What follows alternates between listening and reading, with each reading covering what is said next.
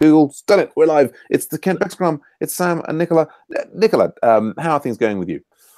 With me, fine. I was able to push I was able to merge develop into the branch of Stella, but I did it by cloning the local super repository in her account. So I was wondering if it was a better way for doing that, and if we can look at that. I don't know. That would be great. Yeah. That would be an interesting thing to look at. Anything else blocking you or on your mind? No, at the moment, no. I have to start working on that pull request to see what it has been done and what it needs to be done. Yeah. I think that I'm going to ask. Go on. Has a better idea of what is already working. Right. You mean the event newsletter feature? Yeah, that one. Yeah. Yes. Okay. Well, we talk more about both those things at the end of the Scrum. On my side, I just did a pairing session with Brent.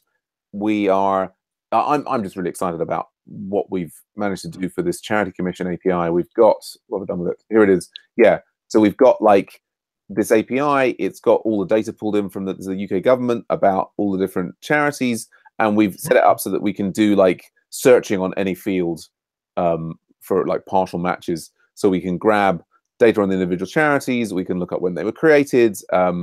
That's pretty cool. Yeah, I'm really.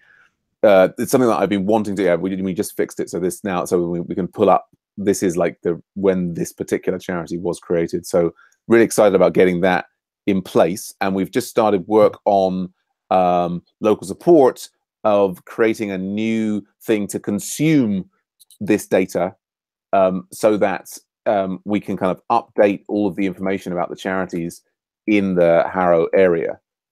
So quite excited to have started that. We've got but basically all of the charities, they haven't been updated in the last year, and this is sort of a big thing to try and make the data in this system, accurate and reflect what's really going on. In the way the volunteers is all being pulled in from remote services, but we would like the actual charities to be pulled in. So really pleased to have started with that with Brent. It's something that when we started the project like 5 years ago, we talked about how could we automate this, and it just seemed like completely impossible. And things have changed. The government now they provide a dump of the data once a month. It's still not ideal, but we're getting there. So it's quite exciting, given how long we've been talking about doing this, to actually be close to getting it done. I think it's going to be another few months for us to fix up all the different bits and pieces, but still good stuff. So that was that was the last. Before that, I was working on the deep learning things. I've managed to get the gradient calculation vectorized this is for the deep learning mob tomorrow, so quite pleased about that. Before that, we had the marketing meeting. We're setting up with a thing called Dropcaster to put our podcasts into. I think it's supposed to host them out of Dropbox, but I think it doesn't actually work. We're a little bit blocked there. I think we've worked out a way to do it to host the podcasts on GitHub, working with Federico on that. And that's been the day. So I think that's our Scrum. Nice. Come back round to so you had a question, one about the way in which you merge this and update it, and go on. I was wondering if it was a better way than the way I did.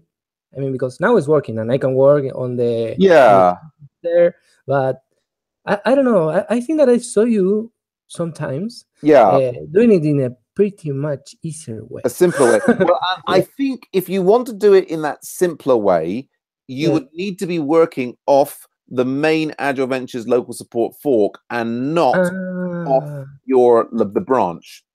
I think that's the difference.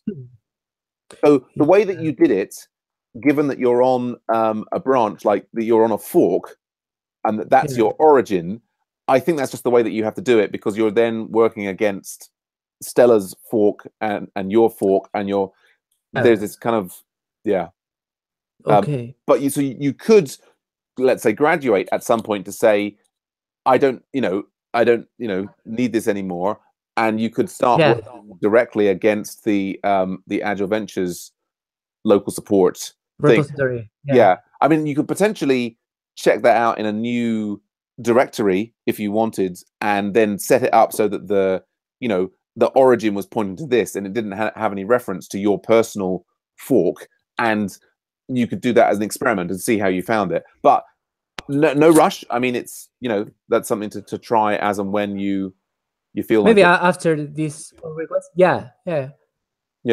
Now after pull request, I can.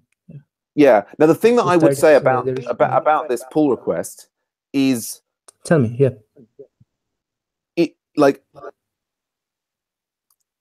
it's kind of, it's got this, like, one thing is that Stella has pulled in the Gibbon gem, but she hasn't used it at all. It's not used anywhere, right? So it was kind of, I think she sort of started off and was thinking, right, we're going to use this Gibbon gem, and then she got into, right, well, let's set up a mailer and so on. But all of this stuff here, and if we go from the, I mean, see, it's got like, Gibbon initializers and whatever, but that it's not using Gibbon at all. And so if we look at the thing here, we basically say, like, I mean, this is the feature developed. The charity admin can send a newsletter about upcoming events. I mean, the idea is that at some point in the future, we'll have events in the system, and the charity admin wants to be able to send out a mailing to whoever's in there to say, these are the upcoming events.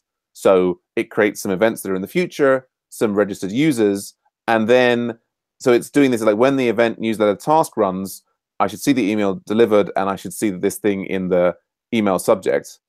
And so we can see here, like, it's just, I mean, here ideally it should be running like a rake task, but it's reaching in directly, and it's going to event newsletter mailer, and doing this thing, and this is all kind of well and good, but the nature of the tests, like here, it's checking the email. Oh my goodness! Like, it's got this. Oh, there's some like nasty replication there. But so yeah, really, what should be happening is that, oh gosh, that could be like a regex there. So you have the same, right? Yeah. Well, the problem here is what's happening is, like, this one is doing the event newsletter task runs, and it's doing deliver now, and here it's actually, so what should happen is, if the test was working in the way that these sorts of tests are supposed to work, rather than when you can see here, we've got, then I should see the email delivered, and it's kind of completely redoing the thing again. Can you see? Yes, I see. Yeah. So this is kind of, it's like, it's kind of in quite a bit of a broken state. I mean, I'd almost argue, I don't know that the stuff that's on this branch is necessarily worth keeping apart, possibly, from the actual high-level feature description. Now, I'll just show you, if I can bring up RubyMine quickly, what those, the tests, if we were doing that kind of emailing, would need to look like. But even if we fixed those tests, I don't think that those are the right kind of tests to be doing for something that's going to be using Gibbon, if you know what I mean. Yeah. So, because the work will be done by Gibbon. Right. I mean, if we just have a quick look at, have we got features on as the admin? Have we got emailing ones there? Gosh, user reports. That's probably, I can't remember. Organization reports, events. Admin notified on sign up feature. Okay, then we got things like then an email should be sent there. So we've got like special things here, like expect email exists, right? And so like having, it basically goes into the base deliveries and checks that an email, it goes and checks what emails are pending to be sent. Do you know what I mean? Yes. So, but yeah, again, I don't think, if we're going to be using Gibbon to do this, then none of that code in the pull request particularly makes any sense. Okay.